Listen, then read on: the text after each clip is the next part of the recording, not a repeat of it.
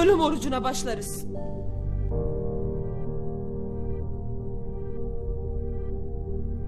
Şu andan itibaren ölüm orucuna başlıyor.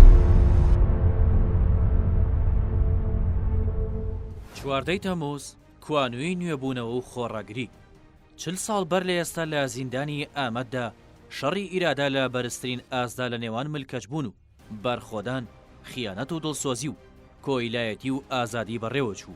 مەزلوم دۆخان لە پێشەنگی خەبات دژی خیانەت و ملکەچبوون ئاگری نەورۆزی دەست پێ کردو.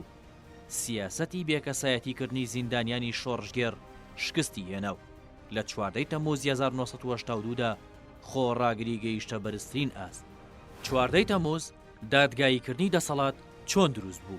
لە 12 ئەیلولی 1980دا بە ئامانجی سەرکوتکردن و لە ناوبردنی بزوتنەوە شۆڕژگێڕەکان کودەتایەکی سەربازی بە سەرۆکایەتی ژەنەڕاڵی فاشستی تورک کەنعان ئەڤرن لە تورکیا و باکووری کوردستان ئەنجام درا.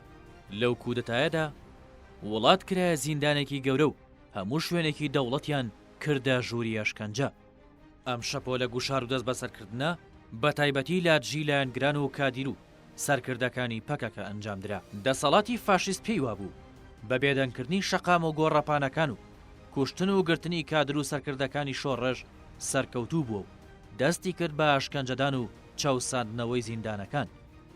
یەکێک لەو شوێنانەی کە ئەمە شکەنجە و دڕندەیەی لە ئەستبەرزدا ئەنجامدرا زیندانی ئامەد بوو کە چەندین کادیر و سەرکردەی پەکەکە تێیدا ڕاگیران. مانگی ئازاری ساڵی 1970 ژمارەیەکی زۆر لە کادیران و پێشەنگانی پەکەکە دژی سیستەمی ئەشکەنجەی زیندانەکە مانگرتنیان لە خواردن ڕاگەیان. لە ڕۆژی 43 چالاکیەکەدا بەرپرسانی زیندانەکە ناچار دەبن لەگەڵ کەمالپیر وەک نوێنەری مانگرتوان دابنیشن و بەڵێنی پەسەندکردنی دۆزەکەیان و داواکاریەکانیان بدەن. لەسەر بنەمای ئەو بەڵێنەش کۆتایی بە مانگرتن دێت. بەڵام بە پێچەوانەی بەڵێنەکانیان ئەشکەنجەی جەستەیی و دەرونی لەسەر گیراوان قورستر دەکەن و چەندین کادیر لەژێر ئەشکەنجەدا شەهید دەبن. لە دژیە و تاریکیەی باڵی کێشابوو بەسەر زیندانی ئامەددا مەزلوم دۆغان دەڵێت بۆچی کەسێک نابێت بە ڕووناکیەک بۆ ڕێگریکردن لەم تاریکیە. من بۆ ئەمە دەبم بە یەکەم ڕووناکی و لە 21 1982دا کە دەکاتە یەکەم ڕۆژی نەورۆز چالاکێکی فیدایی بە دروشمی بەرخۆدان ژیانە تەسلیم بوون مردنە ئەنجام دەدات و شەهید دەبێت. چالاکیەکەی مەزلوم دۆخان لە زیندانی ئامەددا کاردانەوەیەکی گەورەی لێ دەکەوێتەوە. بەرخۆدان لە هەموو بەشەکانی تردا پەردەسێنێت.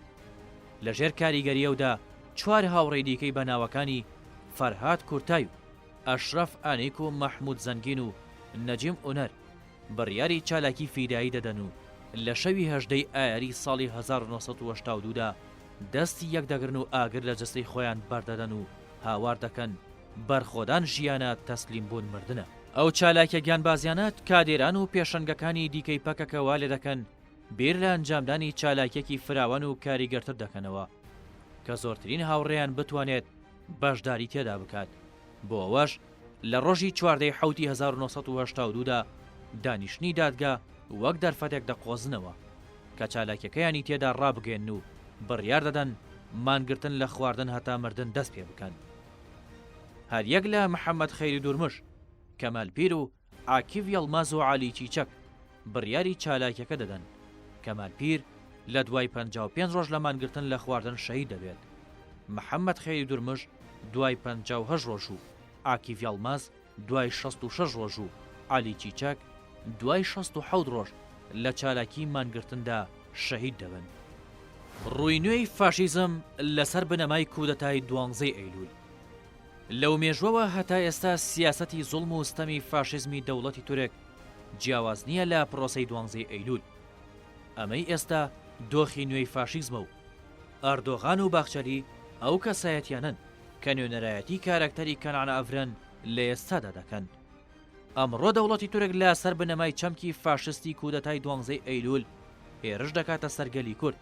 بەڵام لەم کاتە سەختەی خەباتدا بە هەنگاوی شۆڕژگێڕانەی گەریلاکانی سەردەم لە زاپ و ئاواشین و مەتینە بەرخۆدان و ڕۆحی 14 تەمووز زیندوو دەکرێتەوە. ژنە شەهیدی پێشەنگی کورد ساکینە جانسز ناسراو بە سارا کە جێگەی خۆی لە چالاکی ئەو کاتەدا دەگرێت بەم شێوەیە پێناسەی بەرخۆدانی مێژووی دەکات. بەرخۆدانی 14 تەمووز پرۆسەیەک نەبوو کە بڵێین ژیا و کۆتایی پێهات.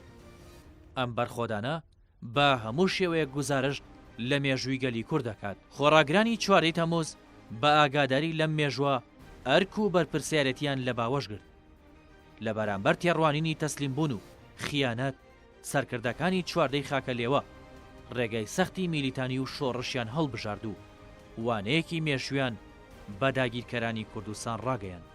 بەرخۆدان ژیانە بۆتە بنەمای فەلسەفەی ژیانی ئازاد.